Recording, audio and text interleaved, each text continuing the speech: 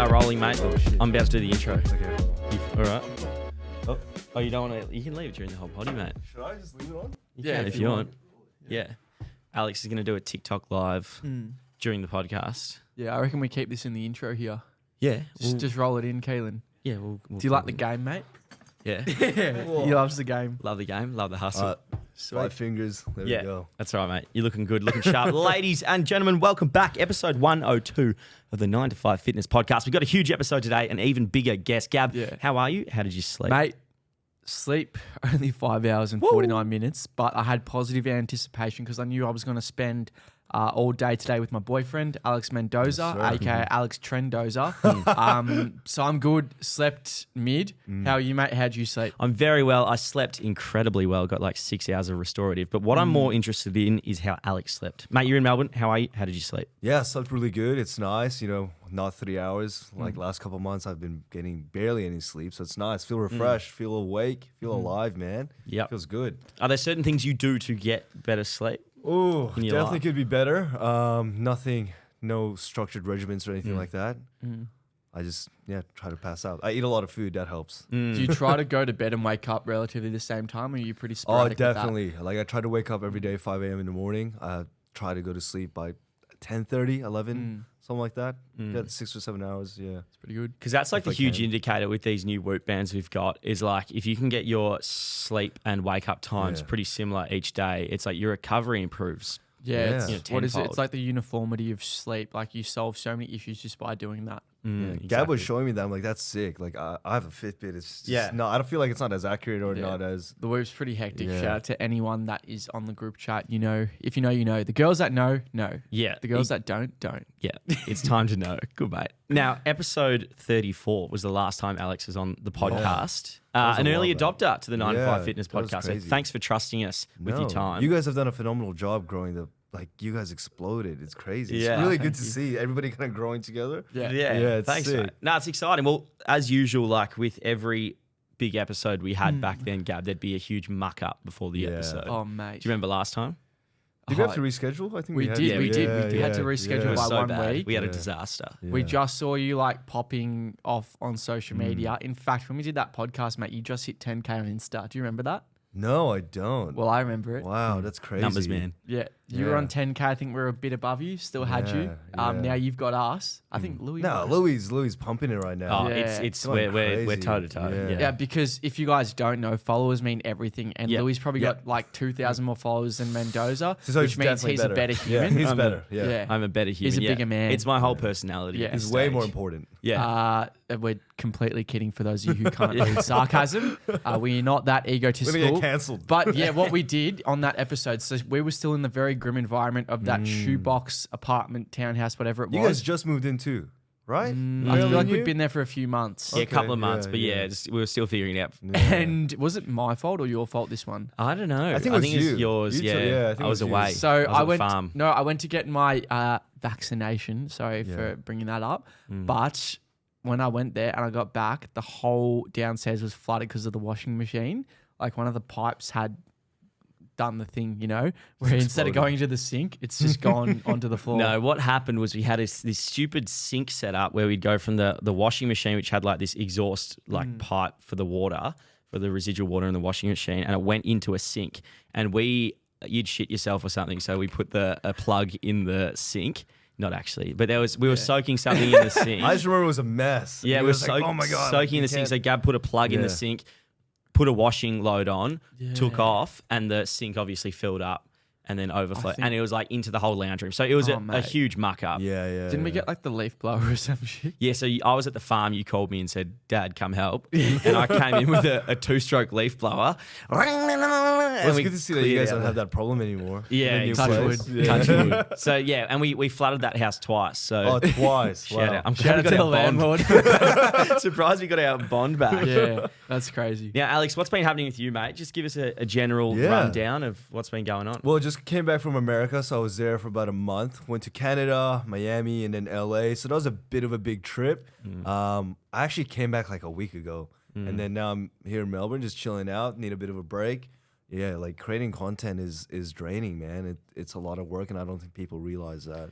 For people who don't know you, give us a like brief rundown of like what it is you do. Are you a content creator? Are you a coach? Yeah, so I've been, I guess, on social media properly for about a year and a half, 2 years maybe. Primarily posting fitness-related content, tips, tricks, and I do online coaching. So that's my main source, and that's what I do. And it's fun. I love it. Being able to help people take control of their lives and become a better version of themselves is such a fulfilling thing. Yeah. For those that haven't seen, Alex's Instagram is a genuine piece of art. Like the effort and or the clear effort you put into your content is incredible. Like everything's shot with a DSLR or whatever they're called, camera. And it's so high. How long does content take for you to make? Oh, man. Well, right now I'm pumping 3 reels a day, which is a lot to keep up with. That's crazy. I'm up 5:30 in the morning, do my 30-minute walk, and then edit for 2-3 hours. Takes a lot, 2-3 hours a day. And like the hardest part is constantly coming up with ideas and staying relevant, I find, especially with TikTok. TikTok, Instagram, you need to be doing trends, man, which suck because I want to be able to provide more value, more depth than just like trendy stuff. But I mean, really well. Outside people might look at Alex's profile and see, oh, he just got lucky. The bloke works, like I thought I worked hard and then I met Alex. Like this bloke is literally like a robot. Like he is just getting videos out, editing like absolute madman. And you wonder why he's had this success on social media. It's just unbelievable. You have to be really systematic with it. And it's funny you say robotic, right? Like that's been such an issue that I've had because you become so systematic, so robotic. You're having such long days, client check-ins all the time. You almost lose a sense of humanity in you. And I find that starts to really translate to other relationships of my life, so friends, family. Like all I talk about is business. All I talk about is numbers. I become emotionally unavailable, which I find isn't really healthy. So right now I'm trying to regain some of that back and just spend some time, What does like relaxing look like for you? What's like a rewarded kind of weekend or day off look like for you? Just like not thinking about posting, not thinking about what type of content I need to make, not refreshing my numbers. It's addicting. I don't know if you do it. Oh, mate, it's so bad. It's so addicting, like refreshing my numbers, rewatching the piece of content I just uploaded, going through and be like, what could I have done better? Like just not touching my phone. I think and just spending it with people that I care about. Just having fun. But I mean, I think if you didn't refresh it, like then you don't care about it. Like obviously we care about it. It matters, I'm more on like the YouTube studio. I'm always refreshing that shit, seeing like the stats on that, like click-through rates, everything. Whereas you guys are on the followers on the short form. Well, I would cycle through 3 different apps. Oh, mate. TikTok, Instagram. You're on all 5. All day. Even like WhatsApp messages, like literally. emails. Emails, emails. Shopify. Yeah. Like, did I get a new sign up, Like, it's addicting, man. And it's just like so much head noise. I'm sure you guys feel the same. Did that really start for you when you started blowing up a lot on social media, or was that before that as well? No, I think right now the workload has just increased because I guess as you grow your standards, the production quality, the amount of things you're making just keeps adding up. And then you're just like, oh, I just got to keep doing more and more and more. It's that obsessive mentality, right? It's funny because I feel like, a year or two ago, hearing us talk about this stuff, we would have been like, shit, we're on the right trajectory. But then you get to this stage where you have over 100,000 followers and you have all these people relying on you. And it's like, no, I actually need to fucking make time for myself. Otherwise, you really do. Because then you burn out and that translates to the type of content you're producing and you feel miserable. Like the last couple months has been rough. Like I'd wake up and be like, why do I do this? I don't enjoy this anymore. Like I almost want to like not give up, but you start to second guess your purpose. And I mean, like we do what we do because we love it, right? And I guess like when I went to Melbourne, I saw so many people saying, oh man, like your content inspires me, motivates me. I'm like, that shit just... It kind of reinvigorates you and reminds you why you do it. Yeah, it reminds you why you do it. Yeah. You know what I mean? You're like, wow, I'm out here doing a positive thing. And like these numbers, and you forget that these numbers are people. Like those digits are people, man. That you might get 20 comments, 100 comments, but that's 20 people, 100 people, 100,000. That's 100,000 people. It's a lot, I always get caught up like refreshing my requests, like DM requests and stuff, because there's so many like requests for help in there, and it's like I was in bed with a friend the other night, and she said to me, she goes, why do you just always check your DMs? And I was like, fuck, that's actually, I'd never thought about that. question, But yeah. it's because that's where people come to ask for help. And that's where people like ask for personal messages in regards, hey man, I'm doing this. And it's like, that's where I send voice messages and stuff. So it's, I don't know, pretty painful. Yeah, well, but I think that just shows we are obsessive with it. And I don't think that's why we are where we are. Yeah. Like, because we're constantly tinkering and this is 24/7 for us. Whereas, like, how can you compete with us if you're doing it 1 hour a day, right? I was the same. Like, an ex-girlfriend said to me the other day, you put your followers over your relationships.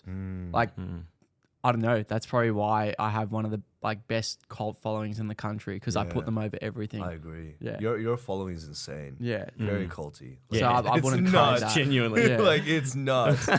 And I mean, yeah, people are always saying you're obsessive, it's too much, but it's like, you have to be too much. Bro, I love that shit. I You love know, posting you- like you- 60 Snapchat stories a day. I don't know how you do that. Like, Yeah. I don't. Snapchat isn't mine. I have no idea how to use that thing. It's funny because Gab and I, like earlier this year or late last year, we were talking about like our screen time and stuff, and, like Oh, how we're really man. trying to limit it. And Yeah. to be honest, the second I fell off the bandwagon of trying to limit my screen time, my content went through the roof. My like followers went up heaps, like because I was on my phone so much more. I essentially gave up for those listening, and I'm sorry about that, but. Because I just obsessed over it, Yeah. and then that obsession is what created. Well, you have to be addicted to it. You have to be. I think I've become a lot better at the consuming side though. Like, Oh, I yeah. barely consume, but the hours I spend are like tailoring stuff and just Yeah. producing. So I think in that regard, I don't know how your consumption's going, but I think I've become Pretty a lot better. Yeah. But sometimes you have to go through feeds and reels to see what's trending,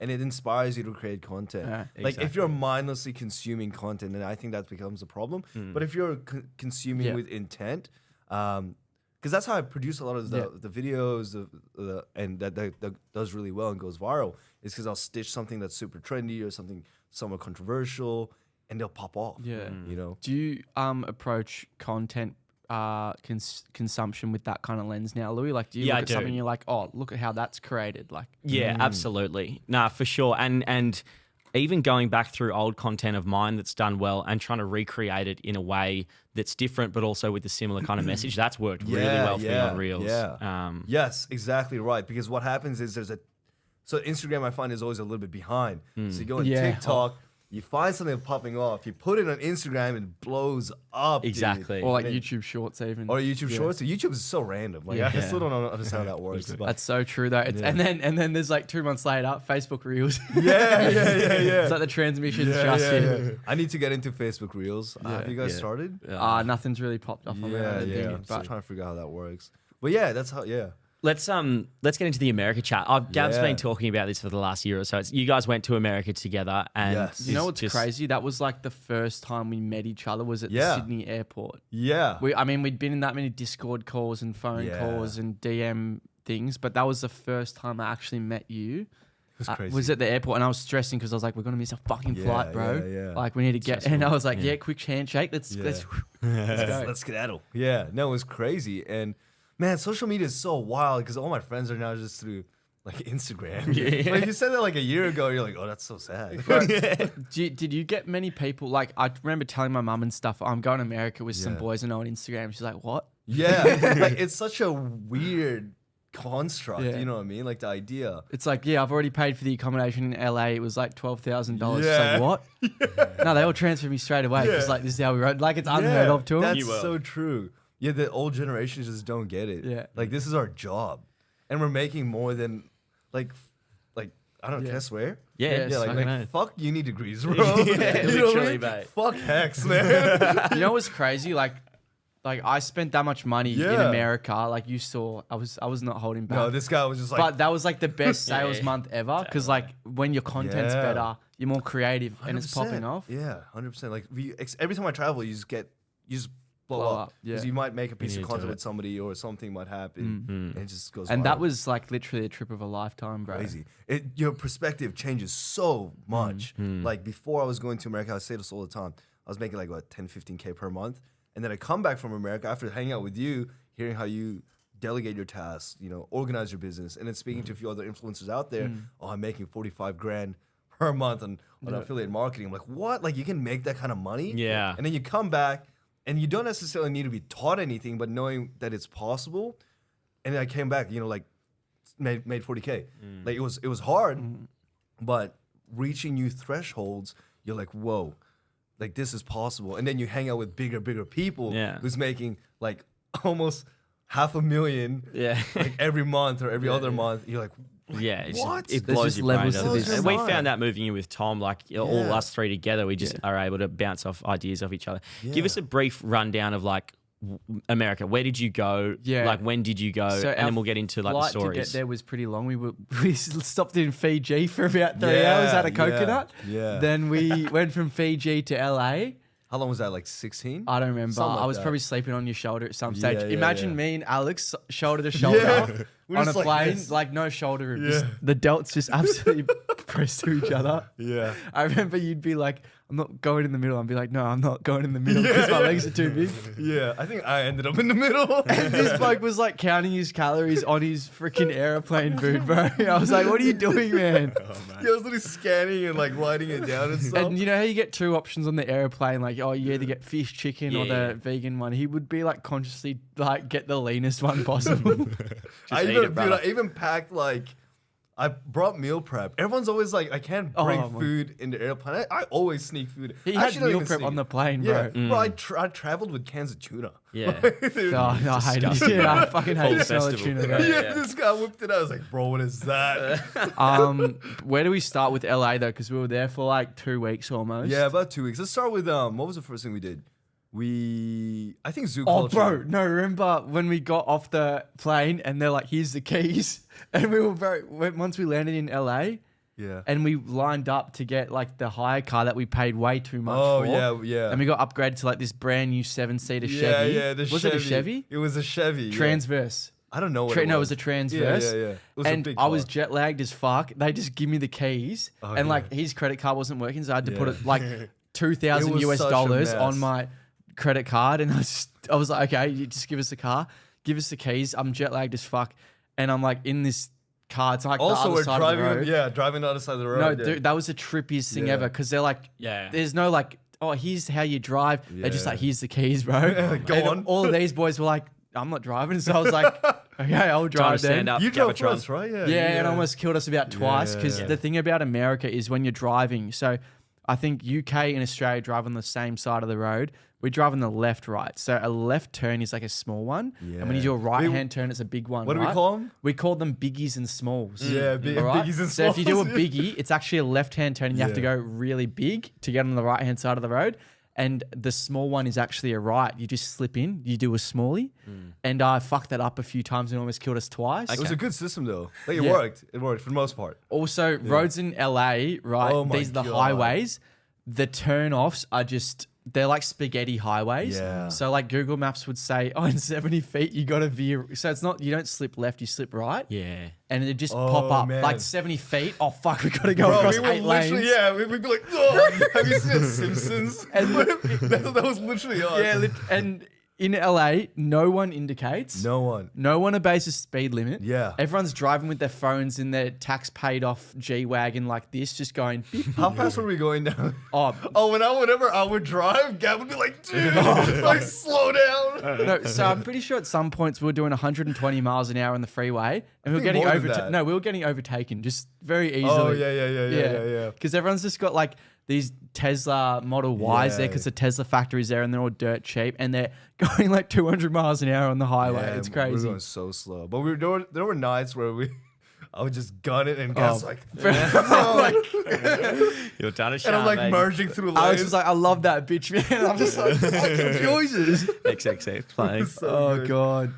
But yeah, training at Zoo Culture was definitely a highlight. Yeah, that was cool, and it was sick to see the culture in America, the fitness community. We do not have anything like that here. We're so behind, but we're slowly picking it up, which is great to see. Zoo Culture, it's crazy because, like, everyone you trained around there, like, just secretly had 1 million followers, but you Yeah. didn't know it. Yeah, some of them you don't even know, and then you exchange Instagrams, and you're like, whoa, it's like a milli. Yeah, okay. Yeah, It's like one of the guys was like a songwriter for like the Oh, Chainsmokers and Taylor yeah. Swift or some shit. It was like I saw him okay. again when I Yeah, came back. yeah, He was John. there. Shout out to Yeah. John. He's He's a cool. He's legend. really chill. That's- Yeah. That was definitely the most impressive kind of thing when I was talking to you, Gab, while you were in America and when you came back, was how well you guys networked. Like, Yeah. did you know many people over in America to give you that first kind of handout of networking, or was Well- it just make it up as you go?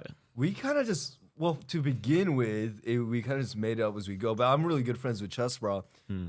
This is his brother, if you guys don't know. And he's obviously friends with like Jeff and John. And, shout out to Chesty for always introducing me to people and giving me opportunity. Like, I really, really appreciate that because I know he doesn't need to do that. Yeah. But he does it out of goodwill. Bro, he looked after. It's like shout out to you, man. You were the plug for a lot of the connections there, and I thank you a lot for introducing me to man, Chesty. always, yeah. But I feel like Chesty looked after us like his little brothers. Yeah, man. Chesty looks at me as like his little bro, and he's always like, man, like I appreciate you so much. You've changed my life. I'm like, whoa, that's crazy to hear that from someone such a big Yeah. name because I genuinely believed in him, and there's so much that he can be achieving, and that's why we did this America trip again, and just like pushed him out there, and now he's just all over social media again, which is really good. Like I'm really happy to see him grow genuinely. I remember that day in LA, we went shopping for like some sneakers. You remember it was like something garden, that shopping mall? I think so. It was around where like Fairfax was. And then we were in the car just doing some shopping and you get a FaceTime from Chesty and he's like, yo, do you want to come out with like me and Jeff's side Yeah, tonight? yeah. And I was just like, what the fuck? Yeah. I was was like- like, yo, dude, what are you doing? Yeah. Like, we're just I'm here Fairfax. with Jeff. Do you want to come out Yeah, tonight? yeah, We were yeah. like, what? Yeah, it was pretty crazy. Again, like I really appreciate Chesty for doing that for us and being so welcoming. Because usually some people would be like, "You can come, but like, not your friends. We don't know who they are." But he was like, "No, I trust you, bro. Like, I'm sure your network. They're good people." Especially in a world of social media where it Yeah. is you kind of like pitted against each other. Yeah. Like especially in the bodybuilding world, it's like you got to beat the people next to you essentially. Yeah, man. And if you come in with that mindset, like a rising tide lifts all ships, then you're helping so many people out. And I remember talking to Gab about it. Like, it sounded like that Chesty is a real kind of father figure to some people. Like he's a good bloke, man. Like a really good, generous guy. If you get to know him, he's obviously just been fucked by so many people in the industry, so he has a lot of walls up. But like he is very, very, very giving. Especially if you made a positive impact in his life. So. And that relationship we've established for over like a year and a half. I was his camera guy to begin with, and then we filmed at Queensland, did a couple things, and just looks after me now. I don't know a whole lot about America or LA in general, but I have heard, especially through Joe Rogan, that LA is like pretty hectic. A lot of kind of homeless, a lot of drug enthusiasts rolling man. around. What Like- was it like for you guys, and what did you see? LA is not as lavish as they make it out to be. They said we're in West Hollywood. Yeah. Bro, I later found out we were in like the Skid worst Row? area. We were in Skid Row. That's like the worst spot of LA. Bro, we got scammed. It was like, The apartment we were staying at was really nice though. it was just in an apocalyptic war zone. Yeah, you go down, there's like a dead guy. And like, you literally saw a dead I'm not guy. even joking. I went downstairs, went for my morning walk, Starbucks and everything. They're like, "Oh, can you guys like move to the side, please?" And they're like putting a body back, and we're like, "Whoa!" No, I've never felt more unsafe in my life than downtown LA Chick-fil-A. Do you remember that area? Yeah, yes. Oh my God. Dude, I didn't know how dangerous the area was. So like first night in, I was like, "Hey, Gab, I'm gonna go grab a Subway." It's like 1 a.m. Oh my And some God. guy's like following me, like speaking to No, I'm not man. kidding. I'm not It's kidding. literally Walking Dead in real life. No, like the streets there just stink of weed. Yeah. Like you literally, I'm not kidding. Like they've got the crack pipe on the Yeah. side of the road lighting Yeah. up. Like Yeah. no cops. Like no cops, bro. So and this- they're screaming and throwing shit everywhere. Like So there's like Australian homeless people who kind of just keep to themselves. They're quite respectful, right? And then there's American homeless people who are like, they'd have him for brekkie, mate. like if you put an Australian homeless person and then like an LA homeless person, bro, like this guy would. It was Yeah. crazy. Oh my They're so God. aggressive, man. That and like to me, like not to racially profile, but I felt out of place. Like I was one of the only white guys in Oh. downtown LA, and there were a lot of like Houston is- African American homeless people there. And they were all like yelling out at me, and they thought I was a rugby player and like playing with me. Yeah. And sometimes I just felt shit scared, and I was just trying to get a burger from Chick-fil-A, and there was like a posse of them out there. They're very vocal Oh, people. bro. Even the women. Like we were getting catcalled here and there. Like while we Really? were riding our scooters. Yeah. Oh, I yeah, love yeah, that. yeah. No, and you know what? In downtown LA, each store has their own private security guard with a Glock Yeah. on them, bro. So there was this one guy outside Chick-fil-A would always look after me. And I just like, Gab was a regular. yeah. I love that shit, bro. You mentioned, Gab, when you came back, like it was so obvious while you guys were in LA how much of a police state Australia is. Yeah. Because of like, because in LA you could do anything and like there's no cops Literally. running around. Bro, we were doing some weird shit. Like we were driving scooters, no helmets, like in the middle of the highway. And I mean, that wasn't even the worst. I feel like Yeah. most people just drive high and drunk over that's there. true. Yeah, that's true. Yeah, it was pretty crazy. Not to mention all the crime that goes on. But I really like Australia, man. I think Australia is a very good country to Oh, yeah. raise yourself, raise a family. The government's quite supportive. I know we pay a lot of money on tax, but I think we use it in a good way. You know, everything. Houston, just to like wrap up the America trip, I think Houston, in my opinion, it's kind of dead. It's just got like the craziest gym in the world there. Yeah. Like you just go there to go Alpha Land. And there were good people there. Yeah. Like again, we were straight in with like some of the top Yeah. dogs at Alpha Land, which was sick. Oh, with Houston, so Liam, shout out to Liam, has had some connections with them. Me and Marco, so Jack Italian, we were kind of following each other for a while. And the reason I got connected with all these Americans was because I had a video that went absolutely viral. And it was that Drew, Drew, I don't know even her last Do you name. remember that one? Yeah, Drew so that Foley blew or me something, up. And a lot of these American fitness influencers started reaching out. And then I got this connection with Greg Doucette. So that's kind of what kicked that off. So and a lot of people talk about, how do you deal with hate? Hate is the best thing you can get on social media. Oh, mate. Yeah. It is the Before it, best yeah. thing. If you're not getting haters, like I need more hate. You need more hate. Yeah. Keep going, come on, like mate. do something to trigger people. Yeah, and just don't get cancelled. Don't get Yeah. canceled. Funny Find with the fine line. Yeah, it's very exactly. fine, but find it. Now, I've lived with Gab for 2 years now, and I've never met someone who has more of the ability to get under people's skin. Yeah. How was your trip to America Oh, with man, Gab? Tell us where about some of the do annoying I things you did. begin? I love the chocolate bar thing. Yeah. Well, to be fair, I was dieting and I was like I was just coming off stuff, so I wasn't the best to be around either. And I'm quite, I'm quite pedantic with schedule. I'm like, Yeah. I just had my pre-workout meal, Gab, we gotta go. And Gab's like sleeping. I'm like, bro, we gotta go. And it's like 5 more minutes. We leave like an hour and a half later. Story I'm of like, my bro. life. Story of my life, bro. I'm like, all my carbs are gone. And then one time, I don't. Do you have the munchies or something? Yeah, so basically in LA, weed is free, right? Yeah. I'm not free. Weed is legal, okay? It's legal, all right? So obviously, because it's legal, I wanted to try it there. So first we're time. friends with a few music producers, Yeah. and they gave me this bag Bro, of it weed was to a hold on to huge for bag. 4th of July. Yeah. And they just didn't ask for it back. And I asked some of my expert friends, and they said it was like $1,000 worth of weed. Nice. Expert And friends. because I've got like no tolerance at all, I had probably 0.5% of this bag and put it into a thing and just puffed it twice and just got absolutely. Babe. Took your head off. Yeah, I was good though. Like it was very beneficial. I felt very creative. Yeah. And obviously after that you get quite hungry. So I didn't do much shopping and everything was closed. And I kept telling Gab to do grocery shopping. because they go at like 8 a.m. to Walmart and I sleep until 2 p.m. because I still upload into like the Australian time schedule. And I look through and I'm eating your brother's Pop Tarts, I asked Bro, him, this he's guy like, was you can have eating some it with- Pop Tarts. Gav's rummaging I was through having Liam's rice cakes and I'd go in the fridge and there's cookies and cream Hershey's bar. Ooh, I'll have that. They look quite tasty. I'll have that. It was really yummy, by the Yeah, way. nice. I'm glad you enjoyed it. I was looking forward to it. And what happened the next morning? Bro, I opened the fridge and I was like, where the fuck is my Hershey's bar? I'm like, who ate my Hershey's bar? Because like I was dieting and I took that into account. I spent like 10 minutes, one, looking for it, and then two, going through the calories and everything. I'm like, you know what? Oh, mate. I'm going to settle with this. Like, this works and it's going to kill my cravings. I was craving it, opened it was gone. And I was like, and then Gab would also have all this stuff laying around in the living room. I was like cleaning it and shit. And I was like, dude, like, where the fuck is my Hershey's bar? Normally, I'm like so clean around the house. I just turned to like the opposite. And I don't know why in LA. Yeah. I was just like completely out of it. But I'm sorry for stealing your Hershey's bar. But I did make it up in Houston. I got you an Anna bar. You did give me an Anna which bar. is at market price. It is a lot more expensive than the Hershey's bar. But flavor-wise, they all tasted the same. Yeah.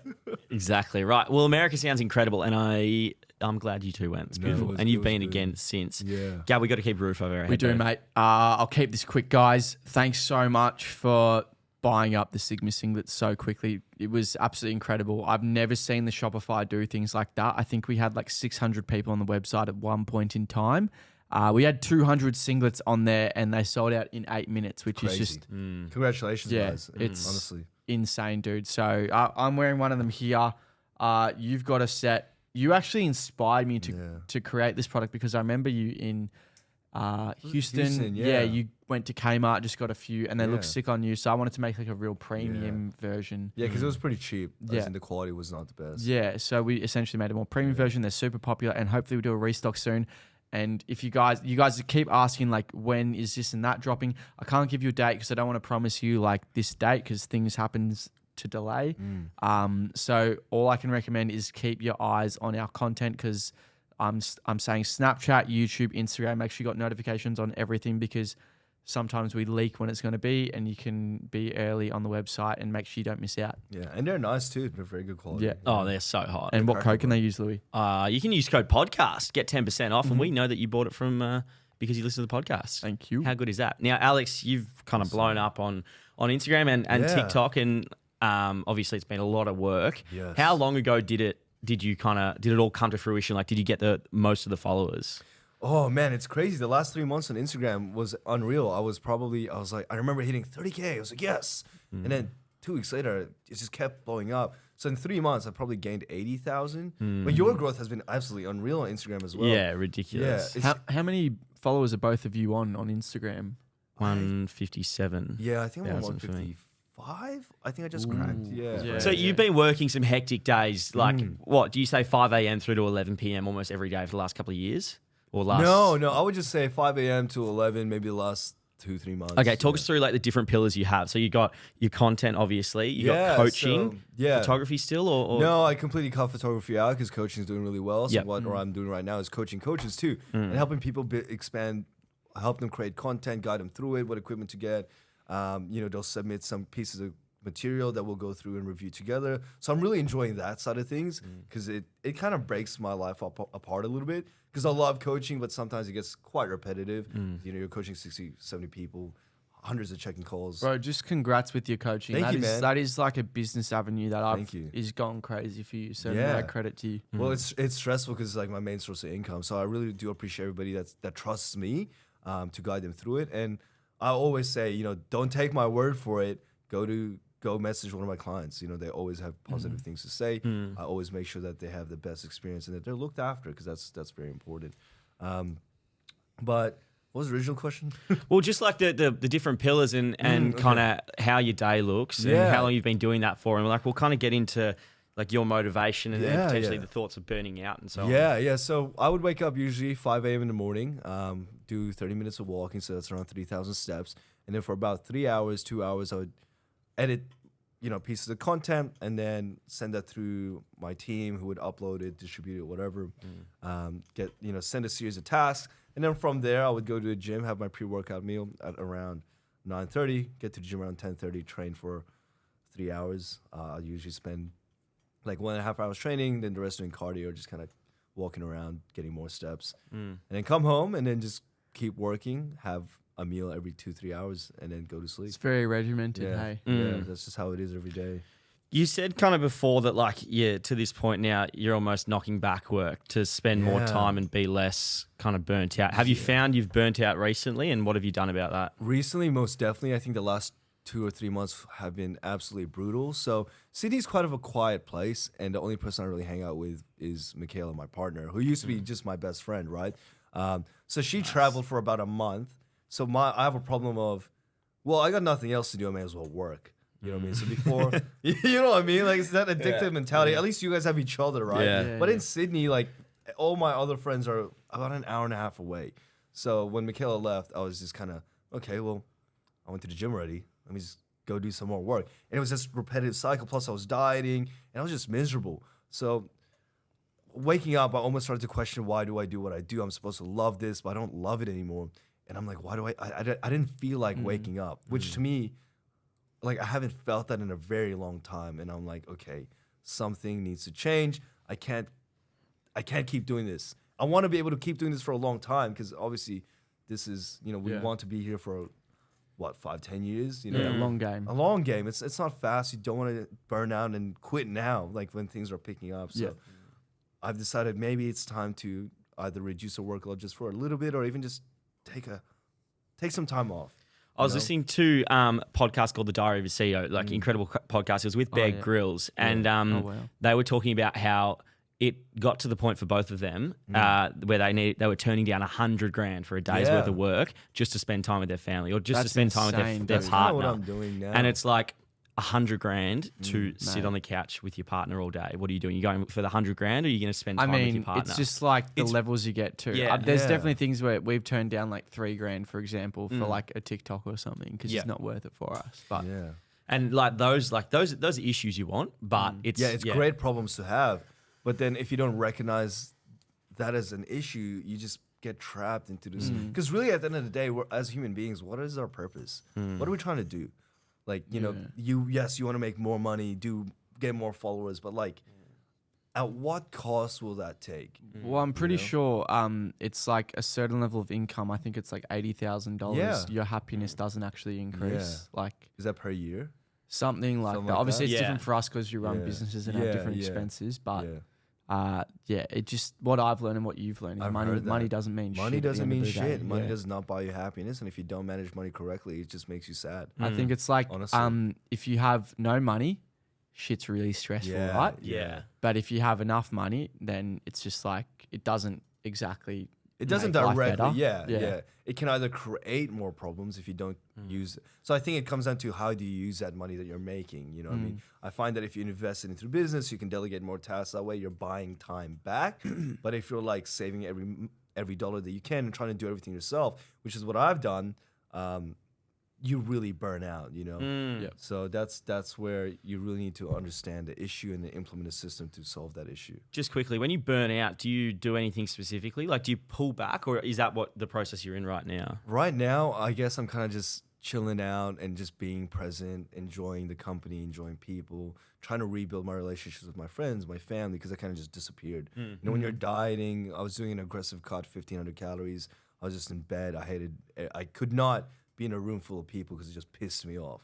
Like, I was so hungry, and seeing people eat made me really upset, and I found it really difficult to be around. It wasn't like that before.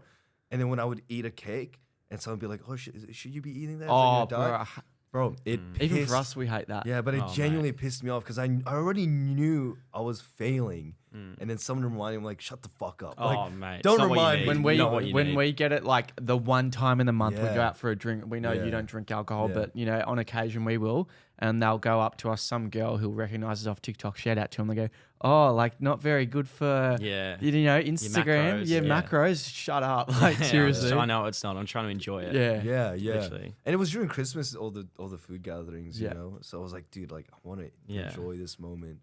And it was rough. And because I've been doing so like aggressive cuts back to back, aggressive bulks back to back, kind of fucked my relationship with food. We'll get into that in a sec. Like I can't imagine what that does to your relationship with food and your mental health. Mate, your passion and your drive and your like commitment's really impressive and inspiring.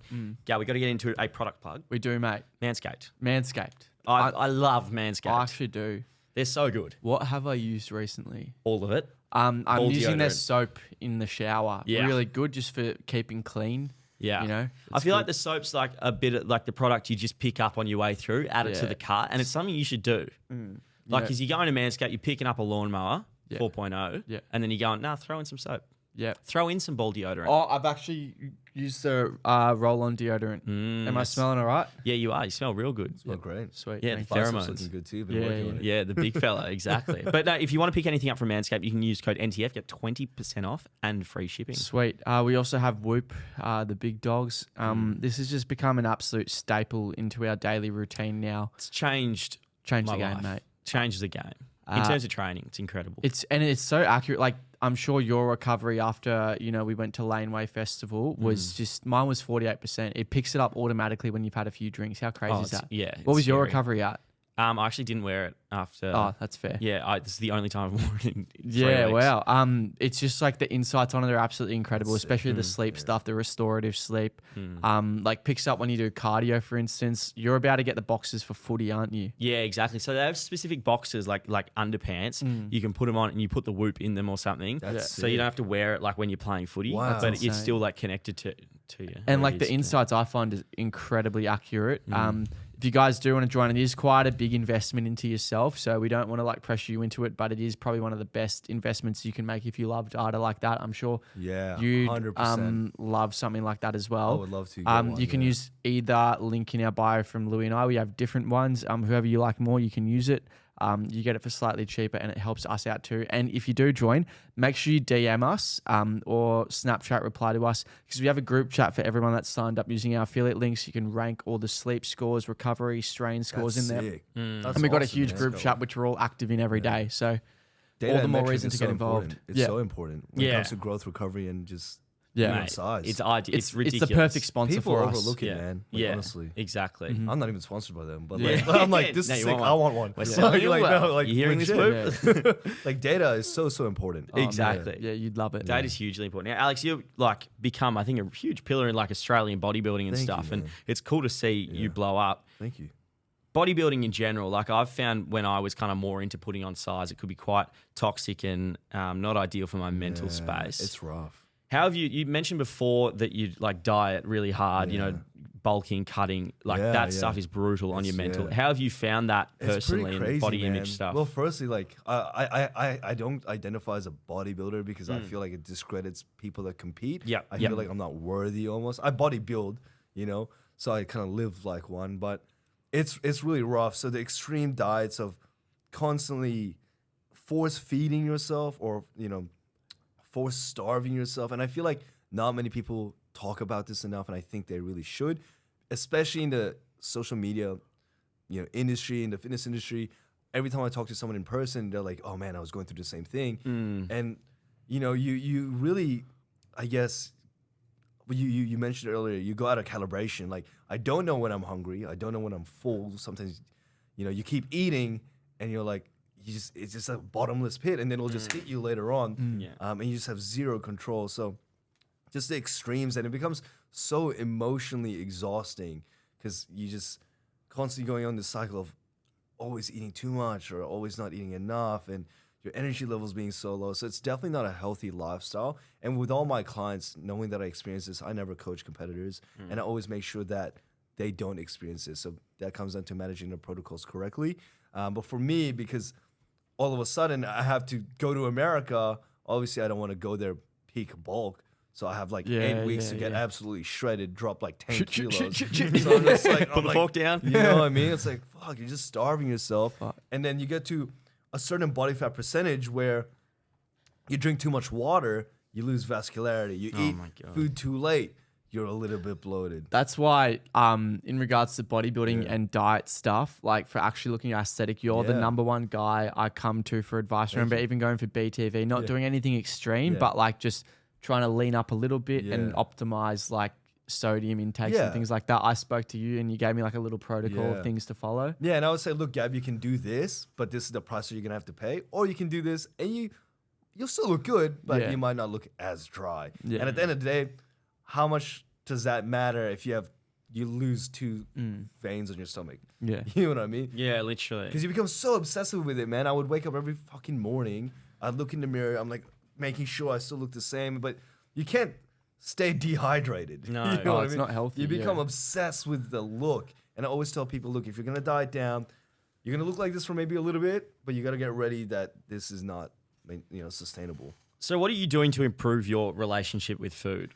Right now, I'm just kind of letting myself eat when, you know, if I want something, I'll have it. And just not try not to restrict myself too much. I'm still trying to count my calories because that's just how I've been doing it since I was like 16. That's what I'm used to. I like, again, knowing the data, knowing the metrics.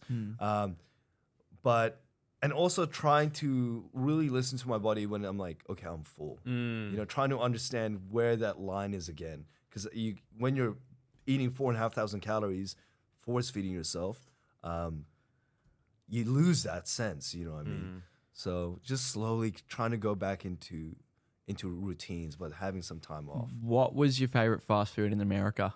Ooh, Like cheat meal. I think, you know, man, good old Denny's was the way to go. Denny's over IHOP? I reckon, yeah. Yeah. What was your go-to at Denny's? I didn't think Denny's was amazing, but yeah. yeah. Did you like IHOP more?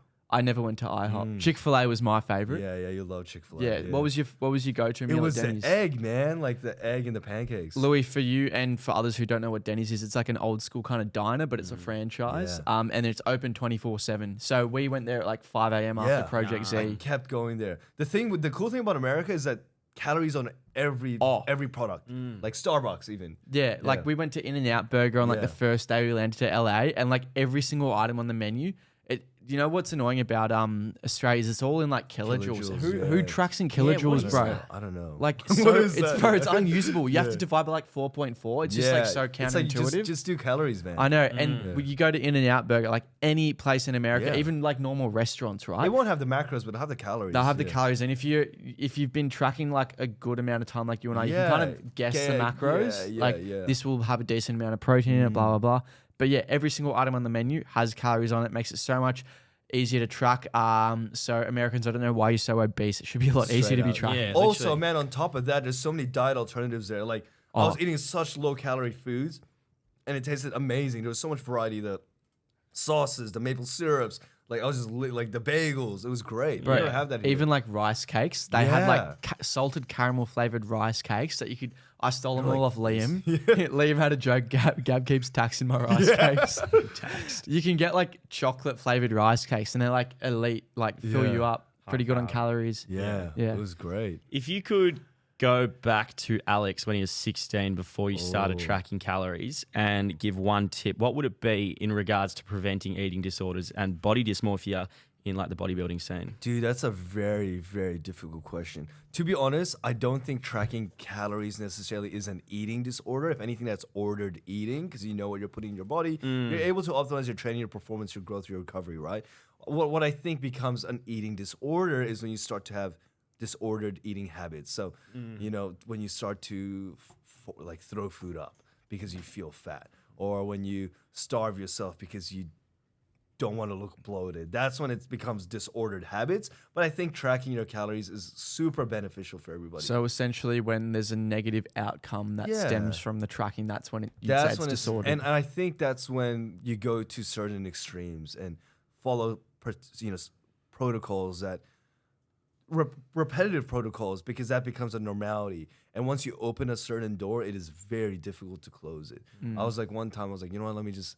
I ate a bit too much. Let me just like gag it out. And then it just became a cycle. Yeah. And I haven't done that in a while. And, you know, the reason I talk about this is because for the people that are going through it, you're not alone. It's normal. There's nothing wrong with you. But it's important to acknowledge that issue so you can address it and implement the systems and protocols to get back on your feet. You know, I mean, that's where I'm at right now. I'm trying to get back on my feet, reestablish my relationship with food, and just try not to just enjoy life a little bit so I can go back to work and zone in again. Yeah, mate. Fantastic answer. It's really interesting and appreciate you being able to talk about that because I think it's something that's so consistent and common in the bodybuilding world or in any kind of gym world. In any industry, I think that where physical appearance is such a huge contributor to your business performance or your engagement. And it's I think there's a lot of emphasis on like with women is like body 100%. Dysmorphia and like eating disorders. But oh man, I noticed it in the industry we're in. Fuck, just every second guy has it if they are making content. Like I'm sure you feel skinny sometimes, right, Gab? And you're like pretty sometimes I'm like, should I just do a cycle? And not tell anyone. And I'm like, nah, I couldn't do that to myself. That's been the constant question from like every day I look myself almost, in the mirror. You know? But then I also am really proud of like, because I feel like I also like gauge how I'm doing on like my strength as well. Yeah. Like in terms of numbers and you have like a phenomenal balancing both. natural physique. Like it's really good. You've done really well. And I think people think steroids is as simple as putting a needle in your ass. It's not, man. You're messing with hormones and biochemistry. There's so much to it, you know, like it's pretty crazy. It's because it's so accessible these days, and so many kids are just purchasing like SARMs straight off the internet, or tests, and like doing dosages of 550 milligrams, 750 milligrams of tests. Like, dude, you don't need to be doing that much. And mate, it's almost become like dangerous to see like Dean Trent and people like that promote like, 1 gram of tren straight to the Yeah, Johnson like, I tip. get It's like, it's a bro, that's joke. irreversible. It's like, yes, you and I, we all know that's a joke, but there's probably impressionable 14-year-old kids there who Well- think, I'm just going to go to the gym and get straight on tren. And like, bro, you're going to Well, die. there is something that D-Trend says that he's serious about it, that, 500 milligrams of test is your first cycle. No, I strongly disagree, because you don't know how your body will respond to 500 milligrams of test. You might respond to it better than, let's say you and I were to take it, same dosages, I might, test might respond way better to me than it might to you. So Yep. 500 milligrams is not an umbrella dosage. You might need more to get the same results. I might need less. It just depends on the individual. I remember a podcast with Derek from More Plates, More Dates when he had Sush and James, or it was a Modcast one, and like they were so different on their stacks. Like I'm pretty sure James needed like way less test or something, and like responded way better on way less than Sush did. It's just like, and I know obviously absolutely nothing about this stuff. It was very interesting talking to you, but like people are so different in how they respond. So different, and it's like the same with calories, right? You might eat 3,000, I might eat 4,000. Yeah. You might put on a kilo, I might put on 500 grams. It just depends. There's no universal terms. Yeah. Exactly right. Well, we've got time for a quick mailbag segment. Yeah. Do you have any good questions there, I mate? don't. Yeah, I don't have many great questions, to be honest. Quick one. Charlie says best rear delt movement.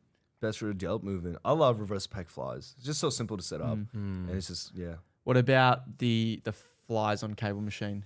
Any good? Cable fly, yeah, they're good too. I just find it's just so convenient to just get on the machine, especially when everything's taken. Yeah, we have another one from Bo Carrick, big supporter of the potty and the NTF brand in general. What kept you both going respectively when you started your business / YouTube, when you were constantly told it wouldn't work out and you'd need plan Bs, etc.? You want to answer that for us?